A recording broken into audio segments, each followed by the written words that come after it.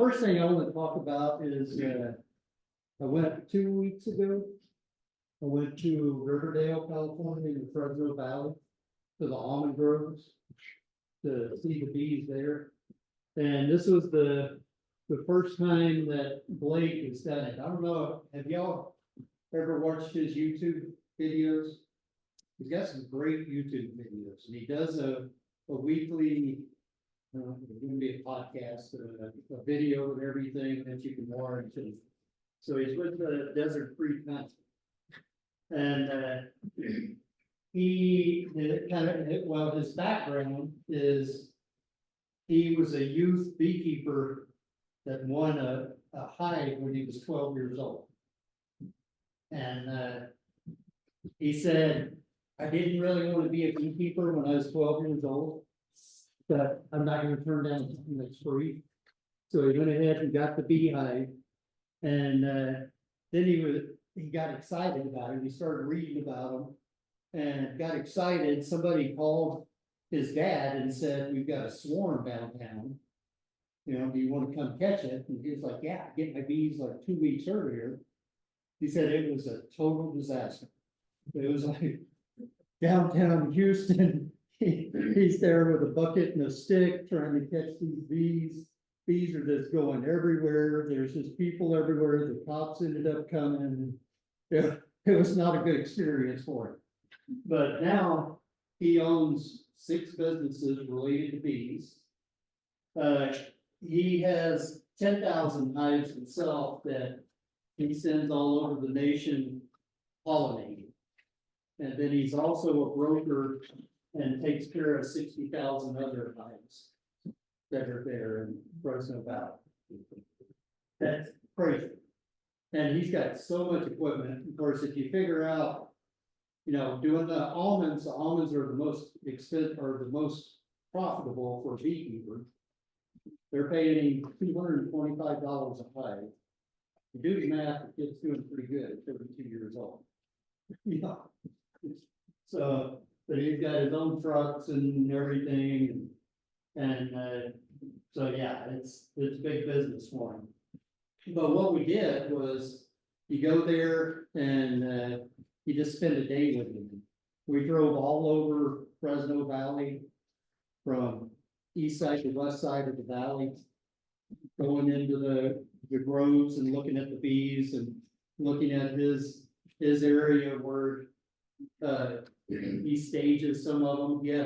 He had probably, I don't know, 300 or 400 out there that he had brokered and brought in, and then the almond grove people decided they didn't want them this year. So he just had to leave them in the field, and pay the people that he hired to bring them in. But that was just, Why did they do that? well, a lot, I'll cover it, but a lot of them are shutting down. They're almond groves? Yeah. Oh. So the Central Valley around Fresno is the largest producer of almonds. So they gross 1.4 billion in 2021 in Fresno County.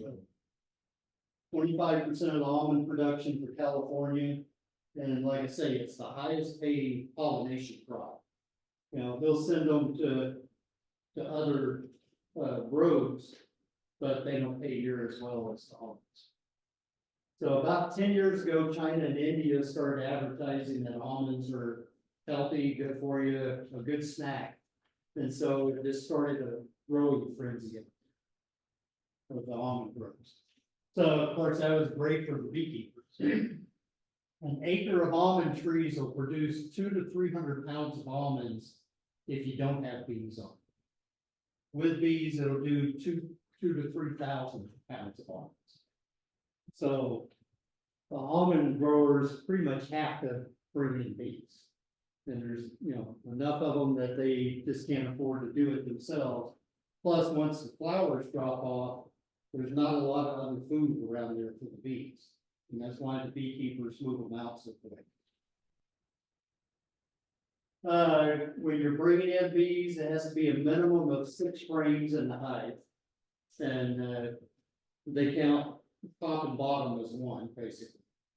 Your top and bottom frame, that that would be one frame, so you have to have 6 frames in there that are active to even get paid by the almond growers. Normal is having 8 frames that are full of bees. You get paid an additional $20 if you get 10 frames. So the almond farmers, their main expense is water. And that's why some of the almond groves are going away. And I'll talk about that a little bit later. Then bees, then fertilizer. So this is the huge expense for the almond growers to have the bees from. Takes 1.5 hives per acre to properly pollinate the almond trees. And just a comparison, it takes 5 acres to pollinate blueberries. 5 hives per acre to pollinate blueberries. If you're dealing with cherry trees, they only pay $45 to $50 a hive to pollinate, where the almond growers pay $2.25. Is that because cherries are not as valuable or? The demand.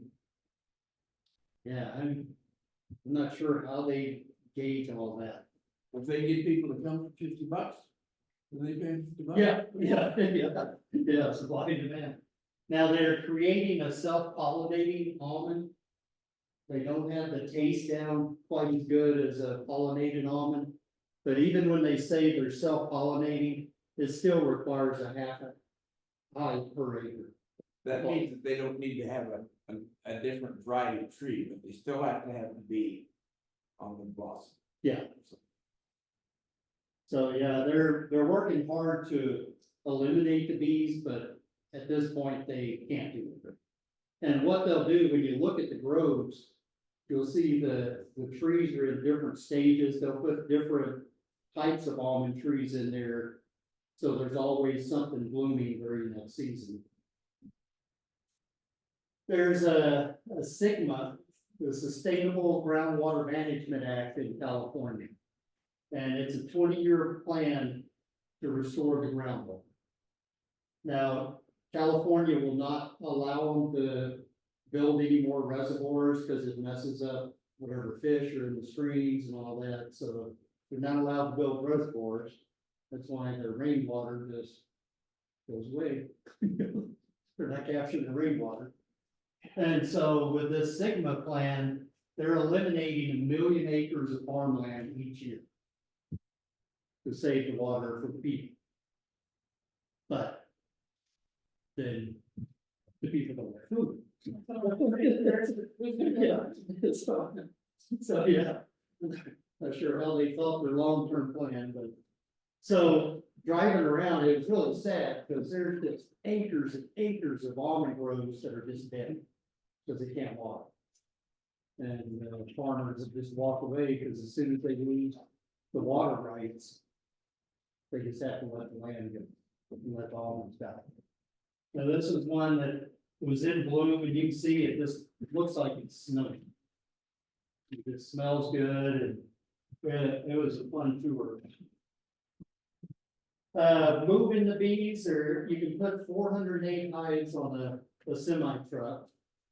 Truck driver charges anywhere $2.75 to $3 a mile to haul the bees.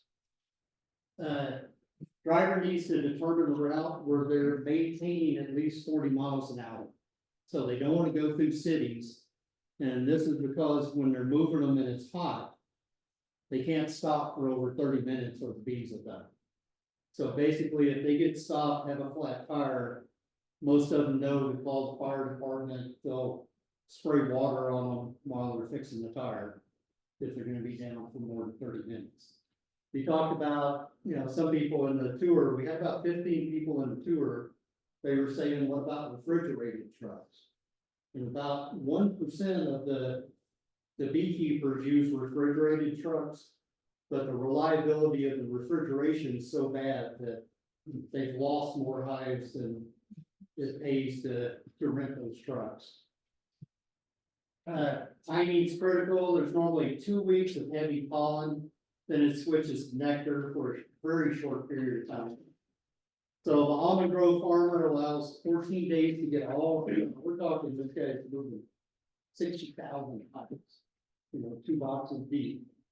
And, you've got 14 days to get them all in place.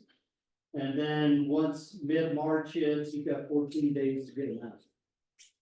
So, and of course, they're moving most of them at night. Because you don't want to do it during the day when they're out foraging. There isn't a lot of nectar in the area after the flowers fall off the trees. We tasted the almond honey.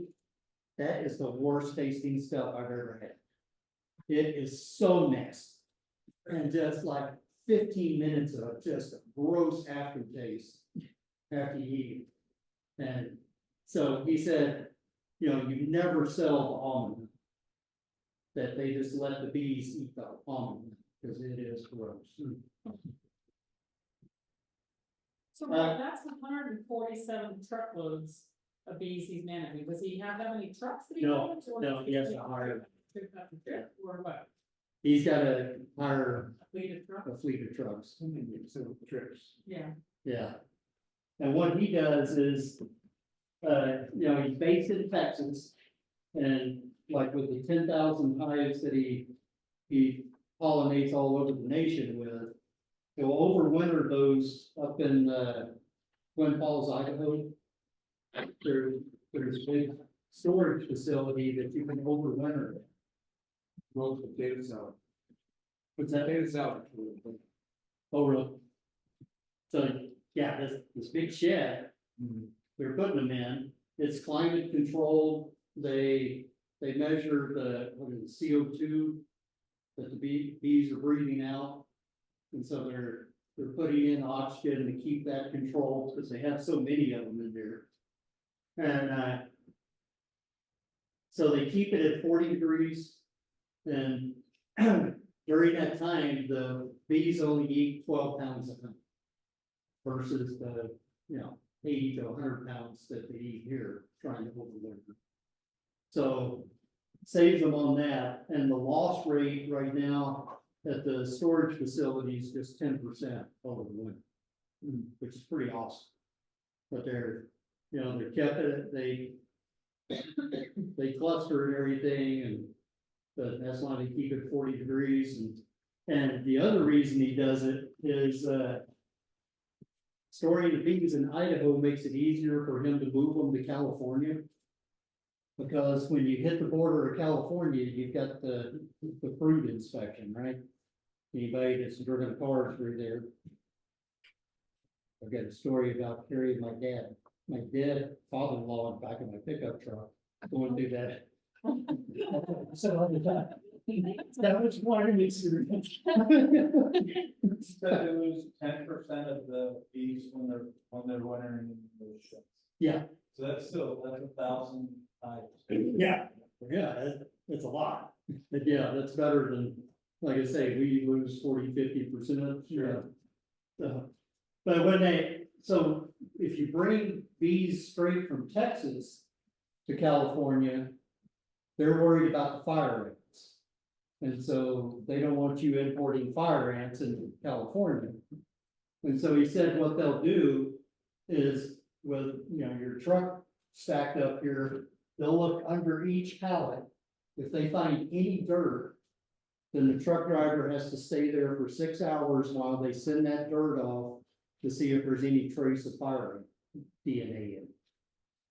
And if there is, then they have to go to a bee washing station. And by the way, I'm from Tennessee, so there isn't orange wash. But they have to wash everything, all the pallets off and all the hives off, and then come back for the inspection again. So it's real costly. Now, if they're storing them in Idaho, then they're just like, come on through, no big deal. Because they're gonna have fire. Fire ants not live in Idaho? Right. It's too cold for them? Yes. Yeah, and thank goodness we don't have them, because they're evil. They're horrible. Let's see, so, yeah. Okay, now seedless fruit. When you're out there in Fresno Valley, they cover up all the trees. And, if you're gonna have a seedless fruit, like a nectarine or seedless orange, anything like that, it can't be pollinated. If the bees get to it, then it's gonna create seeds, because that's what the pollination does, is create seeds.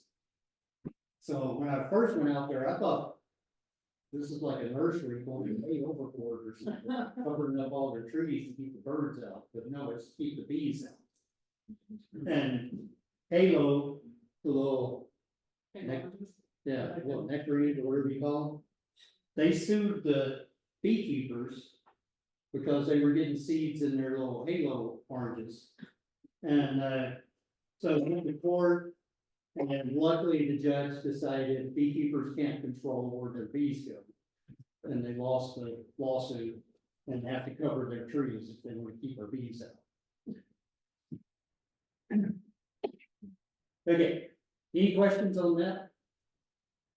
It's an awesome trip. This is the first year he's done it. It was $250 to go on it. And, you spend all day long. You're in a bee suit, you know, inspecting beehives, and then they put you in a van and go somewhere, you eat lunch, you know, they buy your lunch and your dinner and all that. But this kid, it's amazing how sharp he is on bees. I would love to just spend like a month hanging out with him.